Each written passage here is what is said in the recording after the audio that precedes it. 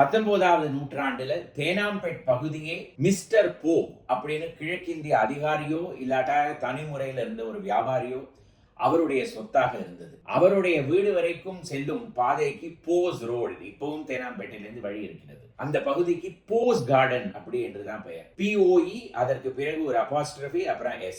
நாளடைவில் அந்த அபாஸ்ட்ரபி காணாம போய் அந்த இடம் போயஸ் கார்டனாக மாறிவிட்டது. 1920களில் பின்னி நிறுவனம் அந்த இடத்தை விலைக்கு வாங்கி, அந்த இடத்துல ஏற்கனவே ஒரு மிக பழைய பங்களா இருந்தது, வாட்டர்டன் அப்படிங்கிற பேர்ல. வாட்டர்டனை தன்னுடைய மேனேஜிங் டைரக்டருக்கு இல்லமாக கொடுத்து அதை சுத்தி 4 பங்களாக்கள் கட்டியது. கிரேஸ்டோக், வெஸ்ட்பர்ன், ஹால்ஸ்பரோ, ஹான்டன். 1950களில் பின்னி நிறுவனம் அந்த இடத்தை 3.5 லட்சம் ரூபாய்க்கு வித்து போட் கிளப் ரோடுக்கு சென்று விட்டது. அதற்கு பிறகு போயஸ் கார்டன்ஸ் பூராவுமே ஹவுசிங் டெவலப்மெண்டாக மாறி இப்பொழுது அது சென்னையுடைய மிக பாஷ் லொகாலிட்டி. போயஸ் கார்டன்ஸ் அப்படின்னு சொன்னாலே செல்வி ஜெயலலிதா பேர் தான் நமக்கு நினைவு.